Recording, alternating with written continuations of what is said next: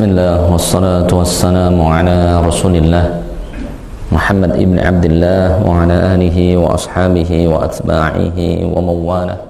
Amma ba'd, uhayyikum bitahiyyatil Islam. Assalamu alaikum warahmatullahi wabarakatuh.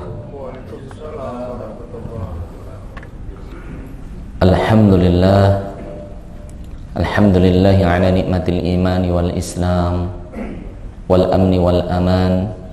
Alhamdulillahilladzi bi ni'matihi tatimmu shalihat. Asyhadu an la ilaha illallah wahdahu la syarika lah wa asyhadu anna Muhammadan 'abduhu wa rasuluh safi wa khaliluhu alladzi la nabiyya wa la rasula ba'dah. Amma ba'd, usi nafsi wa iyyakum bi taqwallahi wa ta'atihi faqad fazal muttaquna. Walaqad qala Allah Ta'ala fi kitabil aziz, ya ayyuhalladzina amanu taqullaha haqqa tuqatih. Wahai orang-orang yang beriman, bertakwalah kepada Allah Subhanahu wa Ta'ala dengan sebenar-benarnya ketakwaan. Wa la tamutunna illa wa antum muslimun. Jangan sekali-kali kita diwafatkan oleh Allah kecuali dalam keimanan, keislaman, dan dalam ketakwaan. Wa qala ta'ala, wa tazawwadu fa inna khairaz zadit taqwa. Dan Allah Ta'ala mengingatkan kita semuanya, perbanyaklah mencari bekal di dunia ini. Fa inna khairaz zadit taqwa. Ketahuilah sesungguhnya bekal terbaik yang akan kita bawa tiada lain adalah keimanan, ketakwaan, dan amal-amal soleh kita semuanya.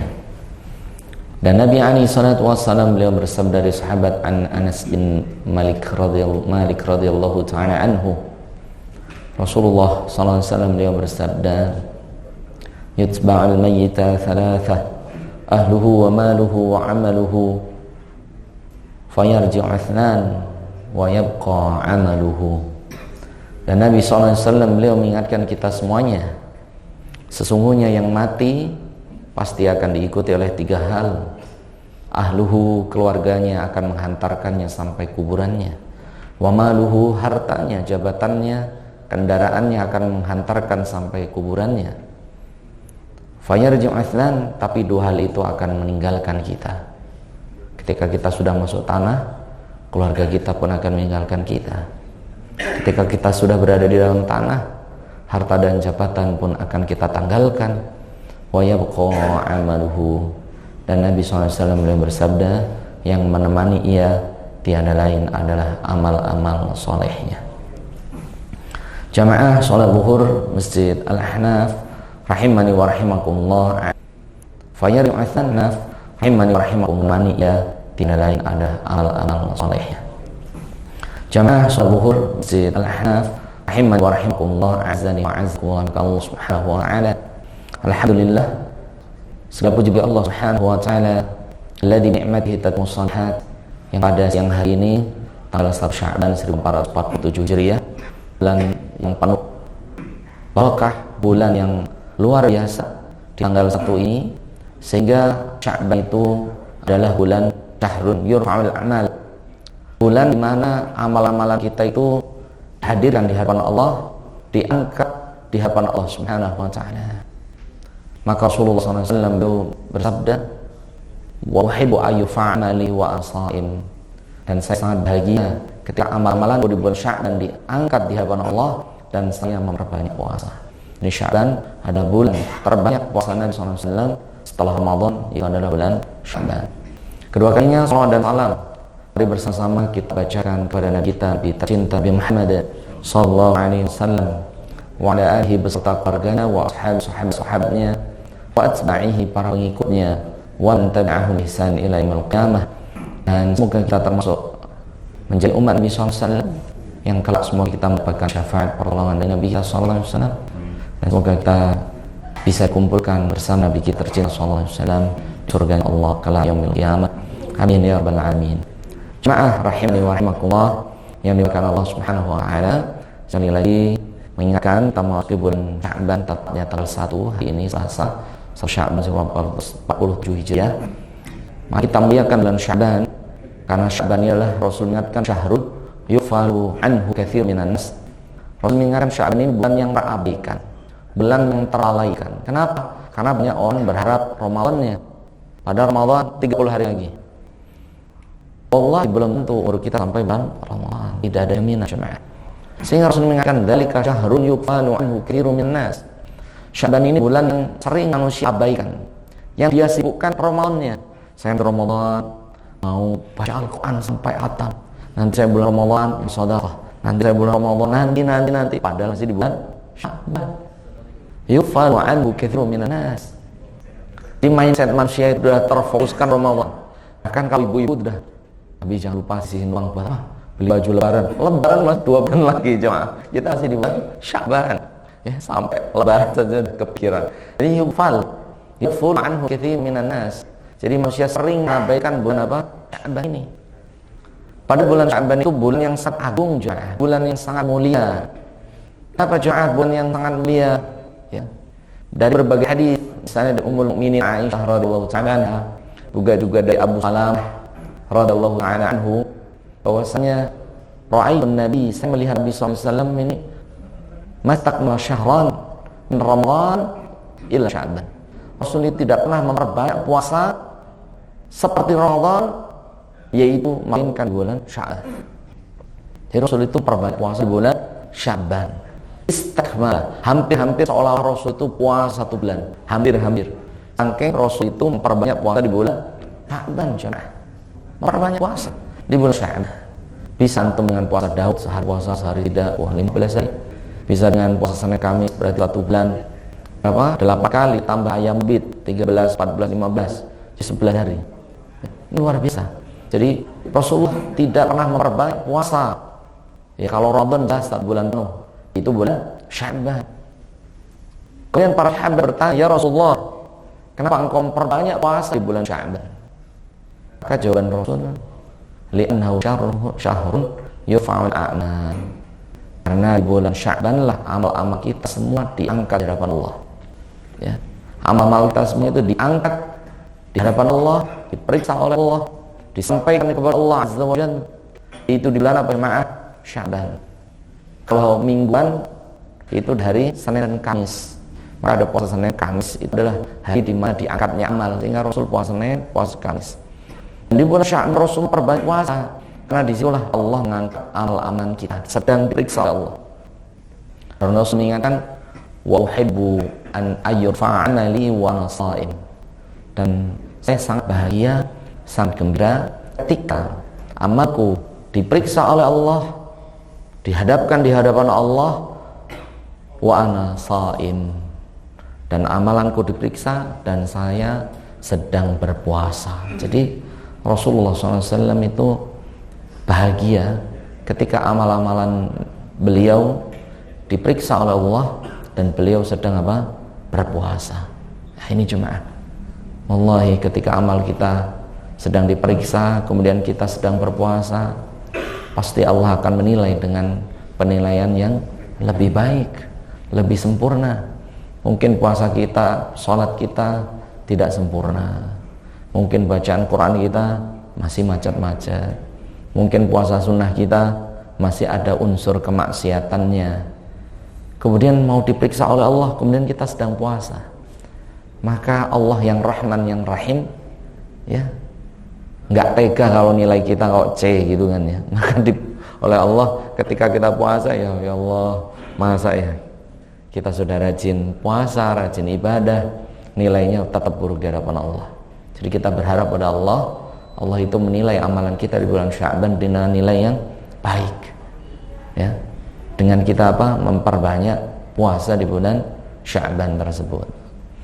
Yang kedua jemaah, Sya'ban ini adalah syahrun qada'i siyam Ramadan alladhi fata.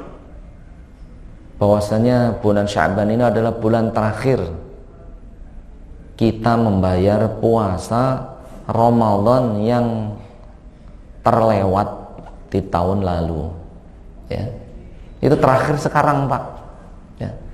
Jadi kalau Ramadan kok didobel, ya nggak bisa. Jadi hari bulan terakhir membayar hutang puasa adalah bulan apa? Sya'ban.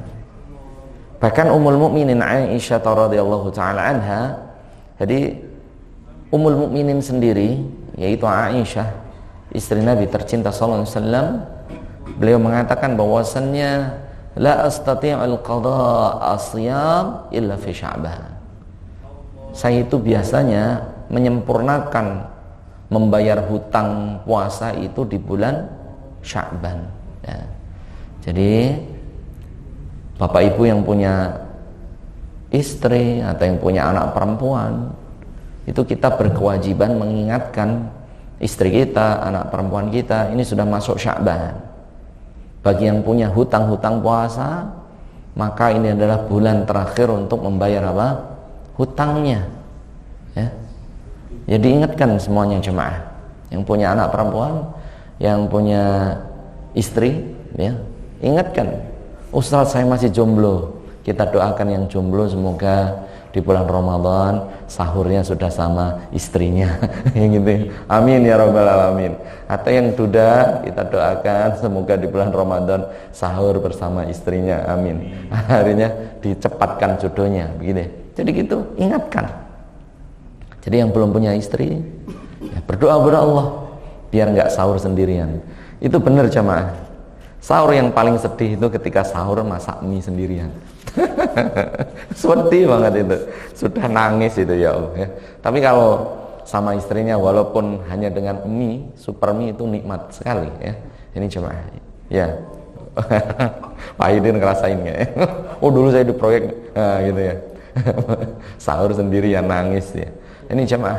Jadi yang ketiga, Sya'ban itu adalah syahrun qada'is siyam, yaitu bulan di mana Nabi cinta Nabi kita sallallahu alaihi wasallam, begitu juga istri Nabi sallallahu alaihi wasallam Aisyah tadi menyelesaikan hutang puasanya di bulan apa Pak? Sya'ban. Karena nggak ada lagi, karena keburu masuk Ramadan. Apakah ketika masuk Ramadan hutang kita dianggap lunas Pak? Jawabannya gimana jemaah? Tidak. Bahkan hutang itu terakumulasi. Oh tahun lalu sempat diproyek 3 hari mokel itu nggak puasa karena gerah panas misalnya, batal ya. Tahun ini 3, apakah terus tahun yang lalu lenyap hutangnya? Oh tidak jemaah, terakumulasi. Berarti hutangnya jadi berapa? 6 jemaah, menjadi 6. Sebagaimana hadis diriwayatkan oleh Imam At-Tirmidzi, Nabi alaihi salatu wassalam didatangi seorang laki-laki, ya Rasulullah, inna ummi matat wa alaihi qada'us siyam, afa aqdi anha? Ya Rasulullah, ibuku itu punya hutang puasa, kemudian ibuku mati sebelum bayar hutangnya ya. Afa aqdi anha? Ya Rasulullah, terus siapa yang bayar hutangnya? Apakah harus saya? Maka Rasul bersabda, in kana ala ummiki dain afa qadaita anha? Seandainya bang, kata Nabi SAW, wahai fulan, seandainya ibumu punya hutang kepada manusia, hutang misal 1 juta misalnya, afa taqdi anha? Kalau ibu meninggal dan dia punya hutang kepada manusia 1 juta, apakah engkau akan membayarkannya? Maka anak laki-laki mengatakan, na'am ya Rasulullah. Ya jelas ya Rasulullah, saya yang bayar hutang ibu saya. Malu ibu saya mati punya hutang, kok nggak dibayar dengan saya yang bayar wahai Rasulullah. Maka Rasulullah SAW bersabda, fakadzalika dainullah ahaqqu ayyustawwafa bih. Begitu juga hutang kepada Allah, maka hutang kepada Allah lebih berhak untuk Anda bayar. Ini jemaah ya. Jadi bagi bapak ataupun ibu yang punya orang tua ya, qadarullah dia punya hutang puasa, maka siapa yang paling wajib membayar hutang puasanya? Tiada lain adalah siapa Pak? Ahli waris. Siapa Pak? Ahli warisnya ya. Misalnya qadarullah ibu kita dalam 1 bulan sakitnya 2 minggu, puasanya hanya 2 minggu, maka punya hutang 14 hari. Maka bagaimana jemaah? Setelah Ramadan, qadarullah meninggal. Bulan Lebaran meninggal. Kemudian siapa yang berhak membayar hutang orang tua kita, baik ayah ataupun ibu kita? Maka Rasulullah SAW beliau bersabda bahwasannya ahli warisnya jemaah. Kita sebagai anaknya yang wajib membayar hutang ayah ibu kita. Begitu juga kalau orang tua kita itu orang yang punya penyakit menaun. Jadi kalau dia puasa, dengan puasa itu sakitnya tambah parah. Atau dengan puasa malah semakin lemah, maka dia cukup membayar fidyah. Terus siapa yang membayar fidyah? Tetap ahli warisnya. Ahli warisnya jemaah. Jadi maka jemaah rahimani wa rahimakumullah, setiap hutang, baik hutang kepada manusia atau berhutang kepada Allah berupa puasa, itu wajib dia Bapak ditulis. Sebagaimana firman Allah Azza wa Jalla di surah Al-Baqarah ayat 282, ya ayyuhalladzina amanu idza tadayantum bidainin ila ajalin musamman faktubuh.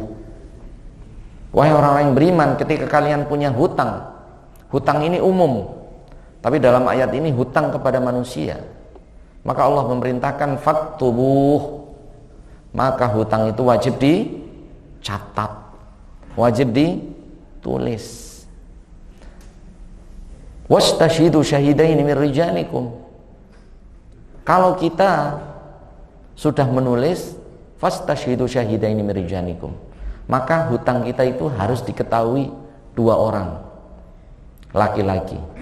Fa illam yakuna rajulaini farajulun wa imra'atan. Kalau tidak ada 2 laki-laki, 1 laki-laki, 2 perempuan, itu harus jadi saksi, Pak. Jadi kalau kita punya hutang misalnya, Pak, kita sekarang punya hutang baik kepada manusia ataupun kepada Allah Azza wa Jalla, kita ngabarkan kepada 2 orang, bisa istri kita, bisa anak-anak laki-laki kita, ya. Dan dicatat. Kenapa jamaah? Karena kematian itu datang tiba-tiba, bisa jadi meninggal tanpa ada sebab, dan kita masih punya hutang. Kalau kita tidak catat, siapa yang membayarnya? Kalau kita tidak punya saksi, siapa yang akan melunasinya? Jadi ini pentingnya jemaah, setiap kita ketika berhutang, baik hutang itu berupa harta kepada manusia, itu harus dicatat dan disaksikan oleh 2 laki-laki. Kalau tidak ada 2 laki-laki, 1 laki-laki, 2 perempuan. Ini firman Allah di surah Al-Baqarah ayat 282. Begitu juga hutang bab puasa. Minimal antum cerita kepada istri Anda, ya, cerita kepada siapa Pak? Istri Anda. Jangan malah malu saya. Dulu di proyek 5 hari sebenarnya punya hutang puasa, tapi nggak dikabarin ke siapa-siapa Pak. Istri Anda nggak tahu, ahli waris Anda nggak tahu. Tiba-tiba Allah menjemput kita dan kita punya hutang kepada Allah, maka akan ditagih oleh Allah Subhanahu wa taala. Ini bahayanya jemaah. Dan di hadis lainnya ada seorang laki-laki mendatangi Nabi SAW, ya Rasulullah, inna ummi nadarat an tahujja hadhihi sanah famatat.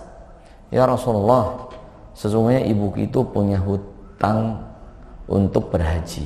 Dia berjanji untuk haji, bernadar kepada Allah untuk haji tahun ini. Famatat, kemudian ibuku mati wahai Rasulullah.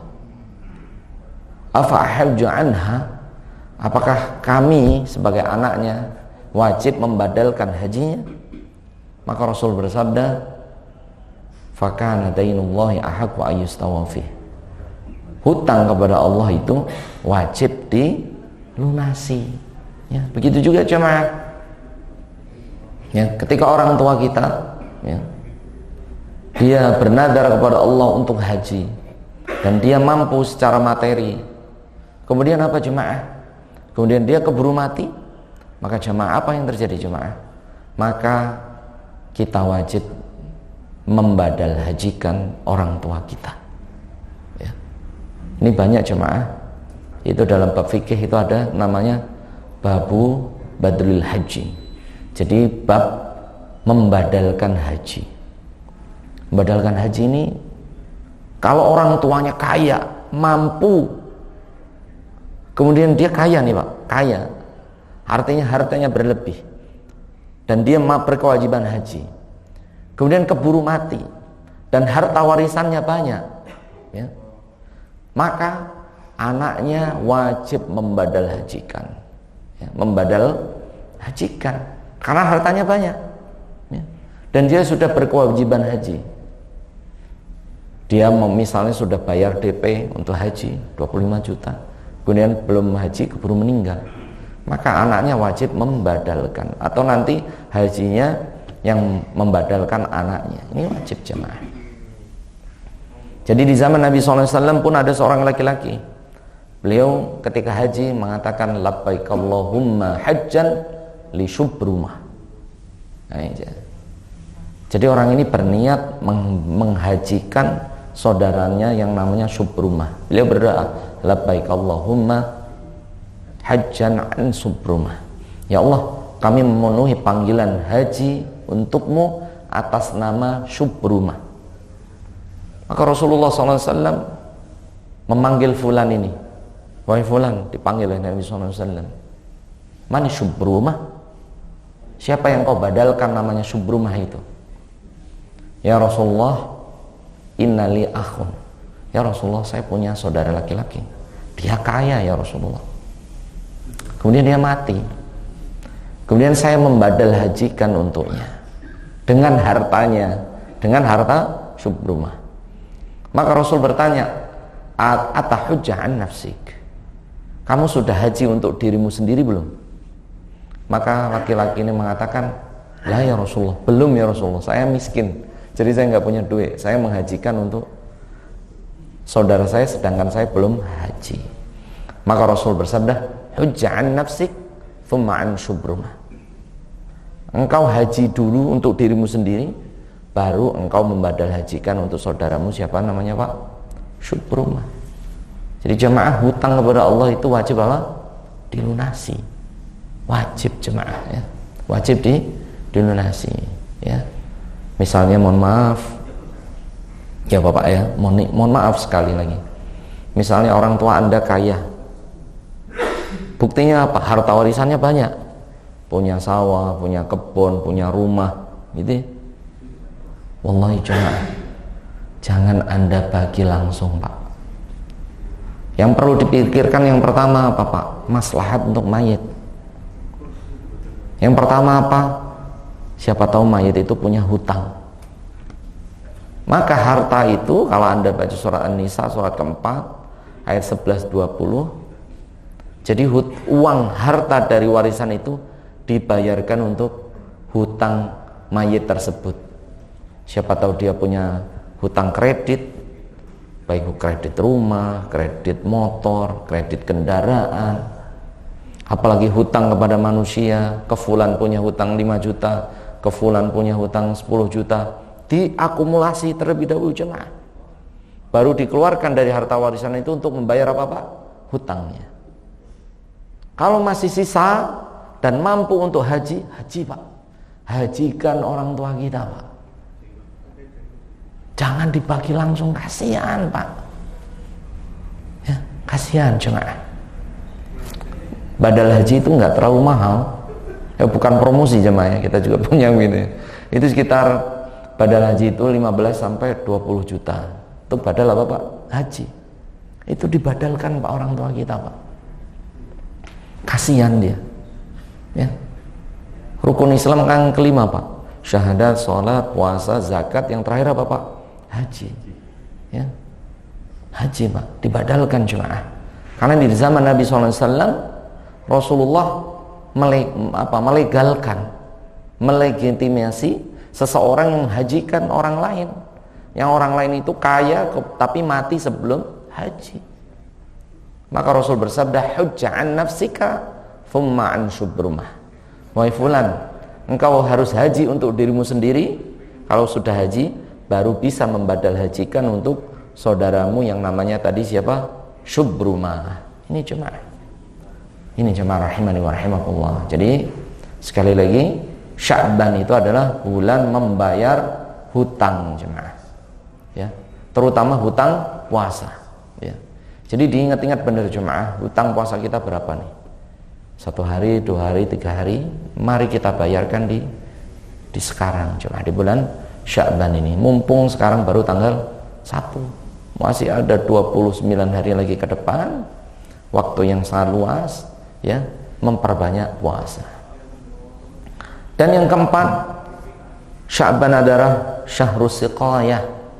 Ibnu Rajab Al-Hambali, salah satu ulama tabi'in, beliau mengatakan bahwasanya Rajab Syahruz Zar'i, wa Sya'ban Syahrus Siqayah, wa Ramadan Syahrul Hasad. Sya'ban, Rajab sudah berlalu, yaitu bulan menanam amal-amal soleh. Dan Sya'ban Syahrus Siqayah, bulan kita menyemai tanaman-tanaman kita. Wa Ramadan Syahrul Hasadi, dan Ramadan adalah bulan kita panen. Wallahi jamaah, mari kita introspeksi diri.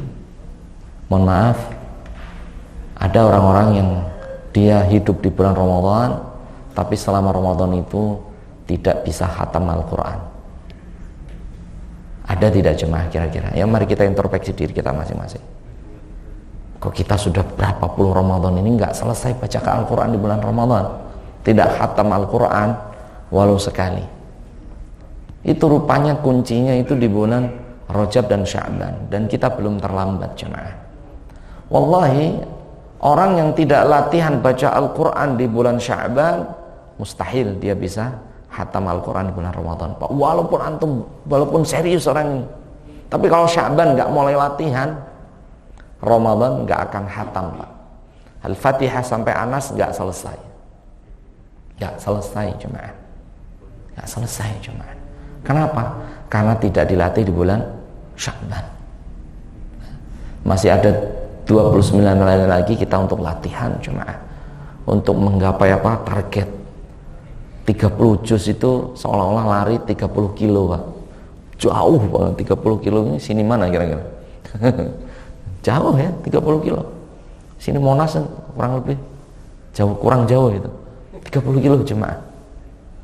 Kalau kita nggak latihan lari 5 kilo dulu, 10 kilo dulu, baru 20 kilo, baru 30 kilo di bulan Sya'ban, tiba-tiba di bulan Ramadan gaspol, semaput, Pak. Pingsan, Pak. Meriang malah ngajinya. Maka kita latih dari bulan apa, Pak? Sya'ban. Karena Sya'ban, para ulama menyebutkan Syahrus Siqayah, yaitu bulan kita menyemai tanaman-tanaman kita, dan Ramadan itu bulannya kita panen. Jadi kita nggak bisa panen 30 juz kalau kita tidak tanam dari bulan Sya'ban ini, Pak. Ya. Jadi jangan sampai mungkin Ramadan yang tahun lalu kita hanya baca 10 juz. Oke, kita tingkatkan, Pak, tahun ini 20 juz. Kita tingkatkan lagi tahun ini kita bisa baca Al-Quran 30 juz di bulan Ramadan. Karena Ramadan ini bulan yang spesial, Syahrul Ramadan alladzi unzila fil Quran, bulannya Al-Quran. Wallahi, seseorang yang tidak bisa khatam Al-Quran di bulan Ramadan, maka Rasul bersabda, haramallahu khaira kullah. Maka selain Ramadan mustahil orang ini bisa apa, Pak? Khatam Al-Quran. Mustahil. Sudah mustahil, nggak mungkin, Pak. Kalau Ramadan saja nggak bisa khatam Al-Quran. Dan kita mulai dari bulan Sya'ban ini. Dan Rasul memperbanyak puasa itu di bulan apa, Pak? Sya'ban tadi. Kenapa? Karena bulan pemanasan terakhir ini. Perbanyak puasa, perbanyak baca Al-Quran. Semoga Allah Subhanahu wa taala, Allahumma barik lana fi Sya'ban. Semoga Allah memberkahi kita semuanya di bulan Sya'ban. Wa balighna Ramadan, dan semoga Allah menyampaikan umur kita semuanya sampai bulan Ramadan bil yumni wal iman, dengan kedamaian dan keimanan, wassalamati wal Islam, keselamatan dan keteguhan Islam.